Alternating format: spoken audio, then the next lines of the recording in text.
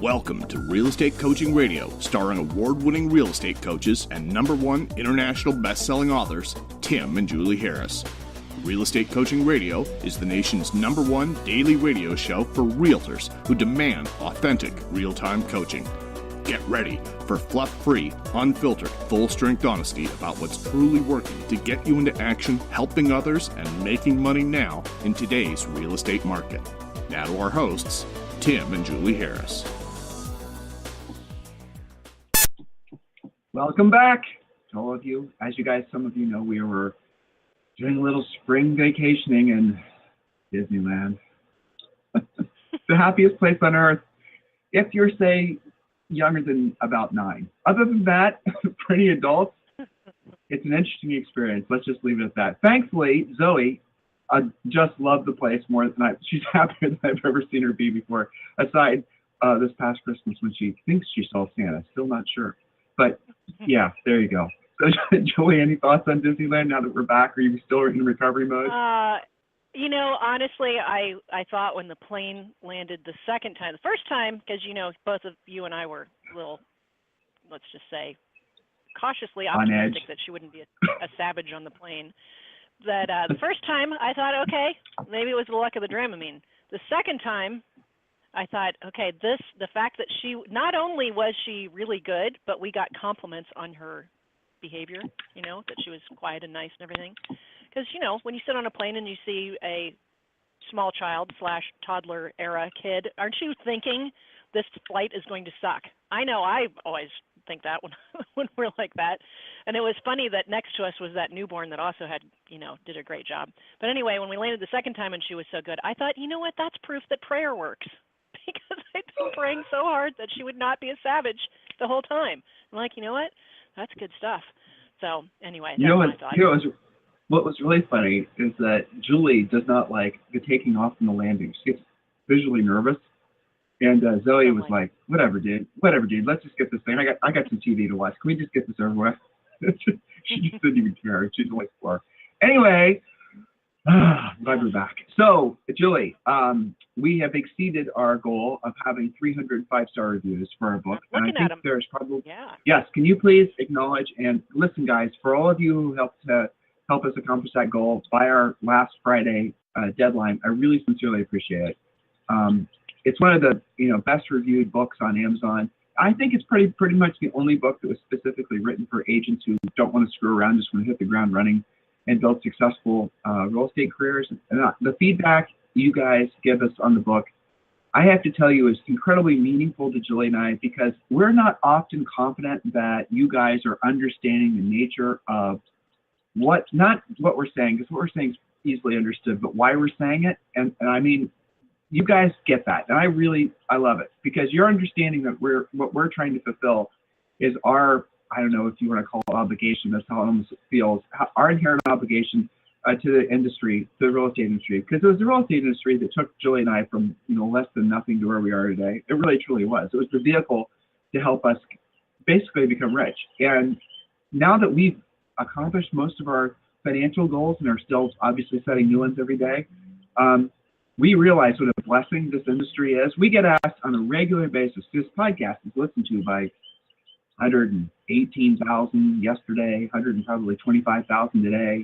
That just a lot of people, and not all of them are agents. And we get emails from people like entrepreneurs and business people, because it's one of the top 15 podcasts on iTunes in our category. And so we get a lot of listeners. And iTunes recommends, hey, you like this podcast, you like the Harris's podcast, kind of thing. So we get a lot of people listening that aren't necessarily in the industry, and they always ask the same question. I'm in the insurance business, or I'm in this business, the other business, and I was just wondering, should I get in real estate? And it's like, the answer is always yes, because selling real estate is, I cannot think of another business that's so amazing, where you can literally build a business and you can take 6, 7%, 5%, I know in some cases, margins on on houses that you don't have to actually own. You can make margins on product you don't sell. I don't know if you guys have ever thought about that from a business perspective, but there's no other industry like that. I mean, you can literally start in the real estate business for less than $1,000 for your license, probably. And you can then go out and take listings. That's what we do. We show you how to get listings. And you can end up having, $1 million, $10 million, $100 million in inventory. People's houses that you have listed that cost you nothing every month, that you have to pay nothing as your product, and then you get to make margins on those on that product. There's nothing else like that. Can you guys think of anything? I can't. So look, I know there's a cost associated with being a successful real estate agent. I know there's costs associated with running a successful real estate practice, but it's nothing like any other kind of business I can think of. So heck yeah. When we get that question, I don't even blink. I mean, of course, real estate's a blessing, but it also can be a huge curse. It can be an enormous time-wasting, money-sucking, energy-depleting curse if you don't do it right. And there really aren't a million ways to do it. A lot of people will tell you that. It's not true. They'll say, oh, you can make your real estate business your business around your personality. It can be your creative outlet. You can work on your brand and your logo. You can blah, blah, blah, blah. No, don't think of real estate like that. Don't think of any business like that. A business is designed to make profit.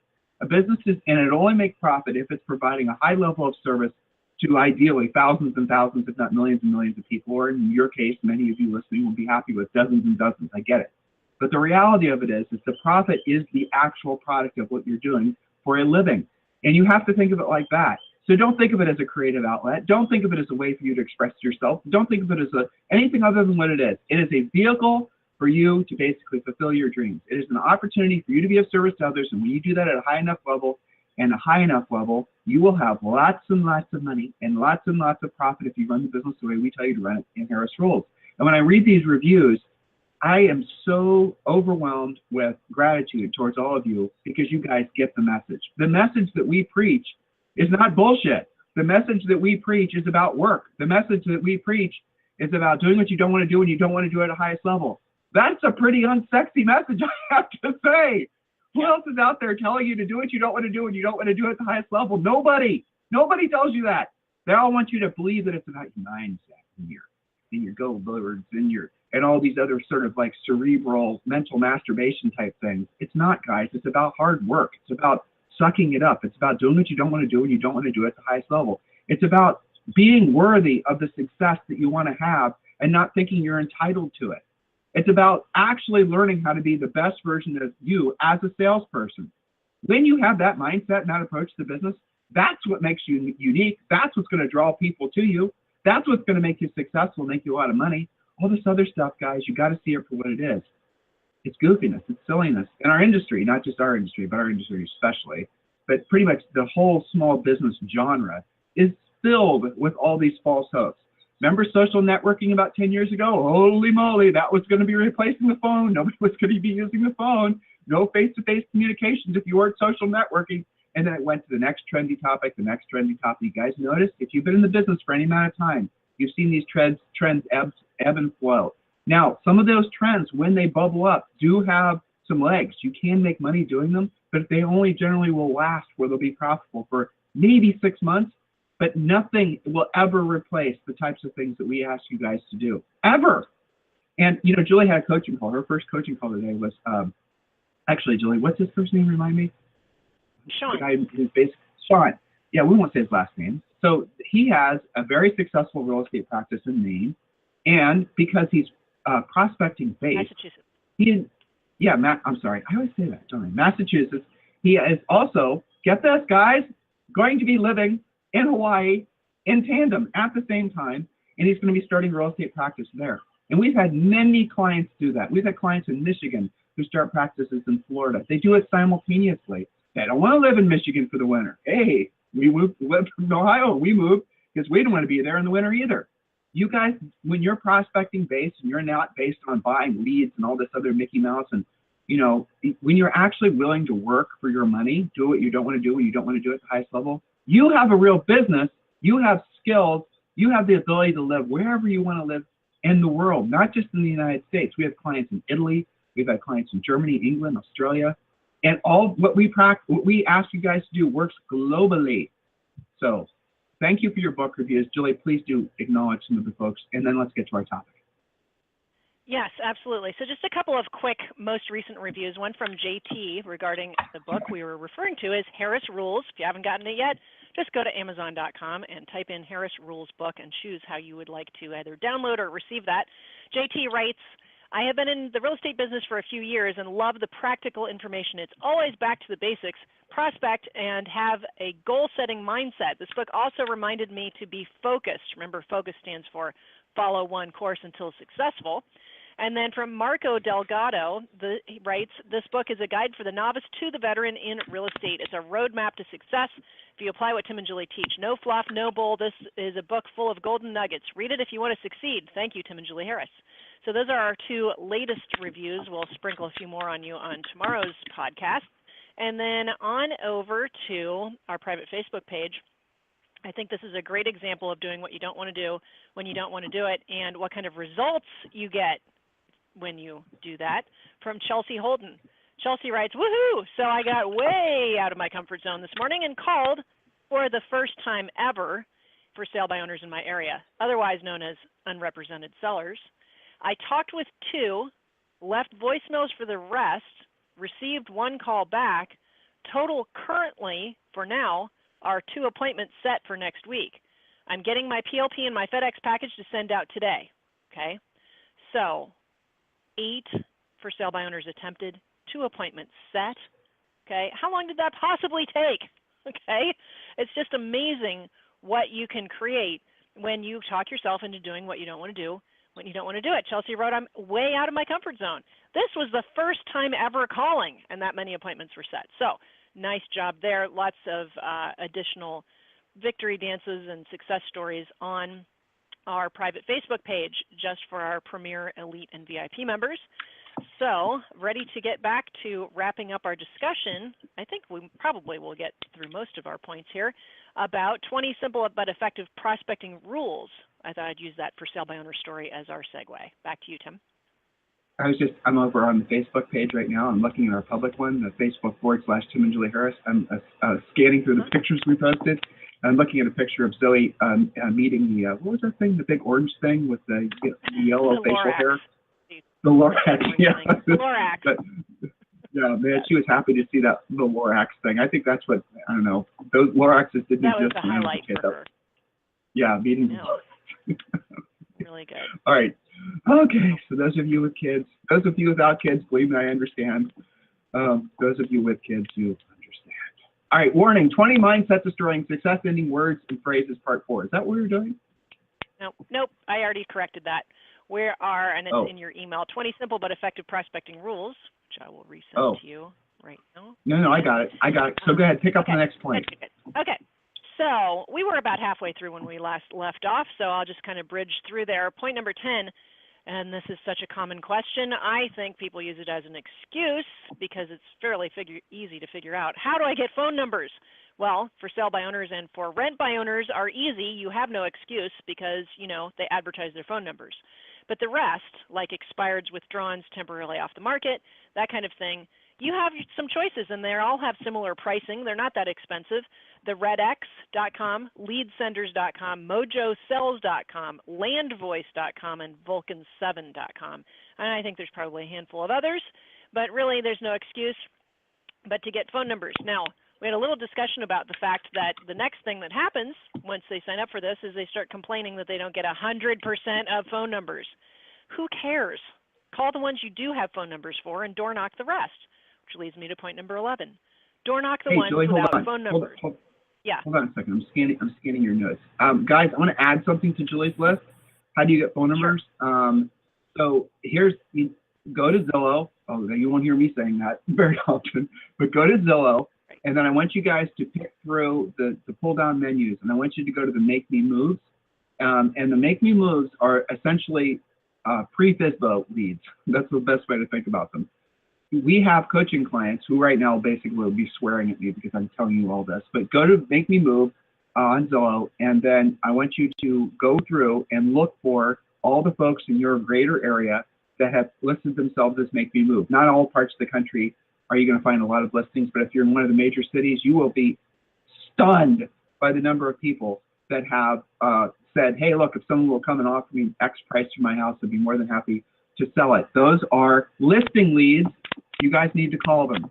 The other thing now you can get this from Zillow. This is free from Zillow, which is nice. Go and look for the pre-NODs or look for the notice to default. So look for the defaults, basically. Again, it's an option in the pull-down menu.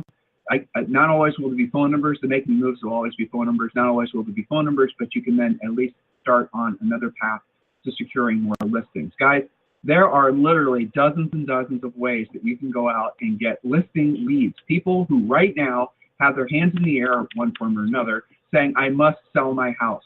That's where your best energies in your real estate practice need to go every day. Ask yourself, would you rather have 5 buyers or would you rather have 3 listings? Or would you rather have 100 buyers or would you rather have 10 listings? Every one of you would rather have the listing. Don't believe the Mickey Mouse that you have to wait forever, that there's somehow some kind of like long process before you're allowed to become a listing agent. We sold over 100 houses our first year. Now, we're in our 40s now, and this is, we're in our early 20s, but what we did still works today.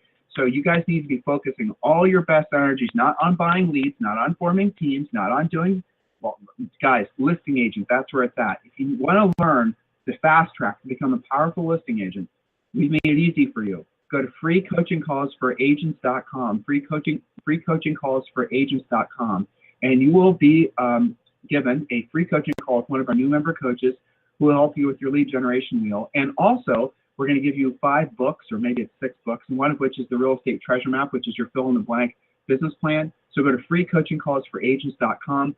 I haven't checked today, but generally speaking, we're able to fulfill coaching calls within 48 hours. So just go there, schedule your coaching call, and guys, open your minds. And I realize if you've only been in this business for 10 years or less, you've grown up in the land of buying buyer leads and teams and all this stuff, but realize that the best, most successful, profitable, frankly, rich agents in the country, the ones with the most net profit, are the ones that are focused primarily on becoming listing agents. This is a rule. It's not an opinion, it's a fact.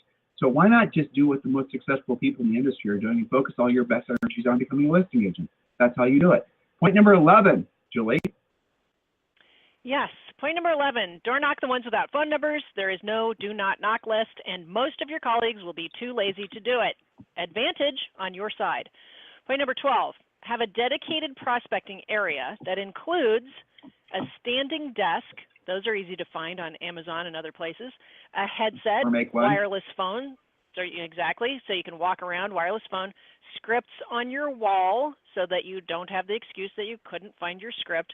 Goals from your treasure map, pictures of things that motivate you, and a mirror so you can look like the person that I would want to list my house with.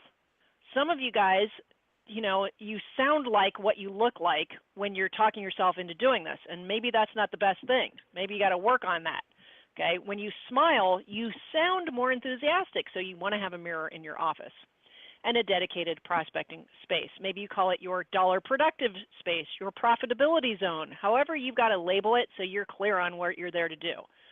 Okay, related to that, point number 13, have a prospecting ritual. Prospect every day at the same time as if it is a critical appointment. It is. It's an appointment with your future income.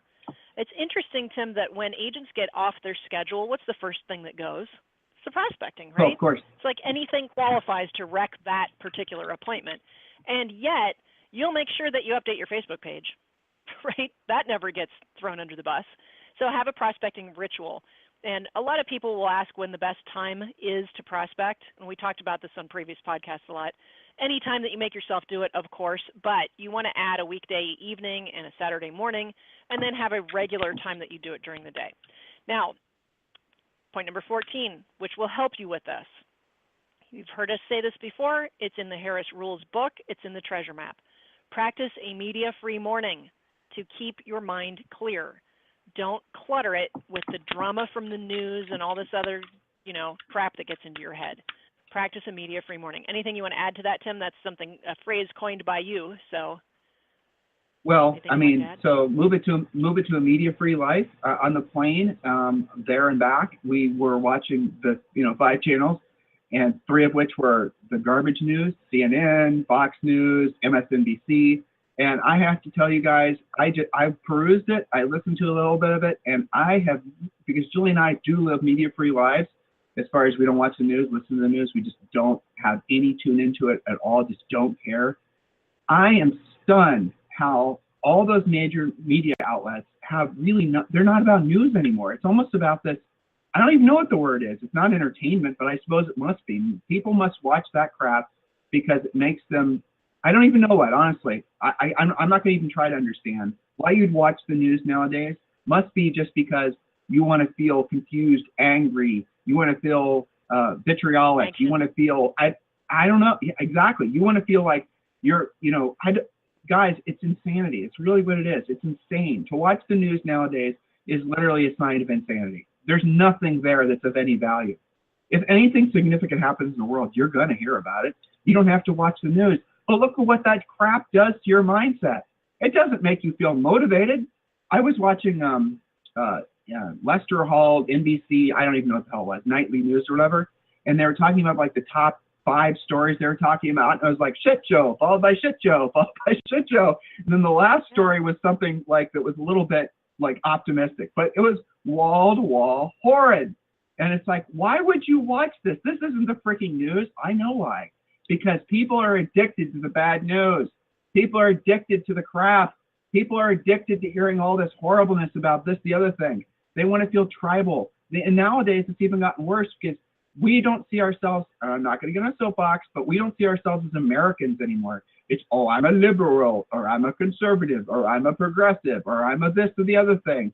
And we're getting broken into these smaller and smaller little subgroups, which it's insane. Where does all that go? How do you actually function on this planet in a really high level if you are in any way trying to basically classify yourself as one of those little subgroups? How are you going to live by the rule of doing what you don't want to do and you don't want to do it at the highest level and being of service to others if you believe that you somehow are part of this little micro subgroup, and as a result of that, those are the people, that's your tribe? You're never going to find any success anywhere. It's just the exact opposite of what you want to do if you want to have a rich, fulfilling life. So listen, the strongest advice I could give to any of you guys is to not watch the news. Not in the morning, though we do say media-free morning. Not in the afternoon, not in the day. Don't turn on the radio. Just don't turn it on. Look, XM has got some decent shows. Julie and I love Dr. Laura. I mean, you guys can listen to stuff like that. Listen to music, but do yourself a favor and don't allow yourself to become part of the propaganda war. And you do not have to be part of a group. Be a Republicrat. Okay, be both. Don't be one. Doesn't mean you have to give up your conservative or your liberal values. Doesn't mean you have to compromise yourself. But stop talking about it. Stop being part of it. It's not going to help put you in a position to help people mindset-wise, and you sure as heck won't make as much money if you're trying to be one or the other. It doesn't work that way, Julie.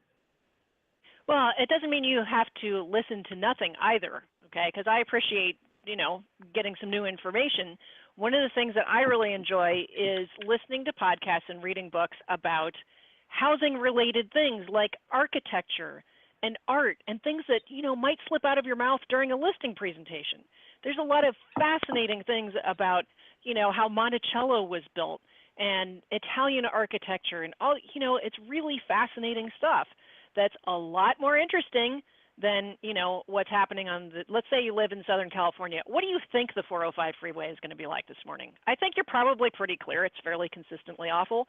So remove all of the drama and crap and replace it with something that's much more interesting. And, you never know where that's going to benefit you as you expand your center of influence and all of that good stuff. So one more point, and then I've got to get to Premier. Point number 15, have accountability partners who are doing more production than you. If you're having to drag people along and you're the only one being accountable, you need some new upgraded partners. So a lot of people connect on the private Facebook page, our Premier Coaching members. At least you have consistent coaching and you're getting the same message and you're of the same mindset. And I guess I'll do one more. Point number 16, track your results. Your goal should be a 10-to-1 ratio of calls made to appointments set. If you're not able to do that, you're either calling a lazy category like just listed and just sold, your public service announcement, to a category that gives you no conflict and doesn't require a lot of skill. You may be calling the wrong set of quasi-prospects. If you have a choice between calling 100 just listed so you can say you made 100 contacts versus 10. Look at Chelsea's story from Facebook, right? There were 10 to contact. She spoke with 2 or 3. She's door knocking the rest of them. 2 appointments set. There's no way she has the same amount of time as somebody who's just cranking away to make the contact. So track your results, and you should be going for a 10-to-1 ratio. I know some of our coaching clients have more of a 5-to-1 ratio. Anything you want to add to that, Tim? And I've got to bolt over to Premier. No, that's about it. So listen, guys, we'll finish up these points tomorrow. Again, sincerely, thank you for helping us get more than 300 5-star reviews from the book. Really sincerely appreciate it. It's always, and we don't say this lightly, it is truly a great honor to be so many of your coaches or future coaches. Some of you guys are listening and still haven't enrolled in one of our programs. And look, we get it. Some of you guys want to make sure we're a good fit for you. And I get that fact that some of you might not like our jib jab, and that's fine. We're not going to change it to try to basically appeal to you just to make a coaching sale. We're never going to compromise basically our message. Those of you who get us, which is obviously a lot of you, those of you who get the message, those of you who are seeing the benefits of essentially clear-minded thinking, you know what? We're on the right path together and we're going to stay there. So if we can ever do anything for you, Tim at timandjulieharris.com or Julie at timandjulieharris.com, let us know what we can do to be a service to you. Let us know if you have any suggestions for show topics. Let us know if you have any suggestions for guests. I mean, that's always great. If you think you might be a good guest, that's fine. We don't have a lot of guests, but we get a lot of folks asking to be guests. And the reason that, frankly, we don't want a lot of guests on the podcast is because most of them are not in alignment with the message that we're delivering. A lot of folks that email asking us to put them on the show are trying to basically thinly disguised, trying to sell some sort of investment product or flipping product or things like that. You guys notice we don't have a lot of that, like none of that on our podcast. It's because that's not our space. And the whole flipping thing, frankly, we're not big advocates of. We think if you guys have a piece of real estate that's worth flipping, it's even worth holding about 1,000 times more than flipping. The amount of a flip is nothing more than a real estate transaction where you get maybe 15% if you're lucky or 10% in all likelihood, whereas your time would have been much better spent had you basically just focused on taking more listings. Now, if you find a house that's got equity in it, you can build some equity in it by improving it, and you can rent it out. That's how you get rich, guys. If you flip a property, you're just creating transactional revenue. If you hold a property, you're creating long-term wealth. That's the reason we don't have a lot of that type of stuff on our show. So if you're listening right now and you have some sort of flip product and you're wanting us to interview you, don't bother emailing. For the rest of you who have suggested guests, anybody who you think would be in alignment with what you guys and us, the mission that all of us are on, feel free to forward. Tim at timandjulieharris.com or Julie at timandjulieharris.com. In the meantime, guys, you have a fantastic day. We'll talk to you on the show tomorrow. This program has been a presentation by Tim and Julie Harris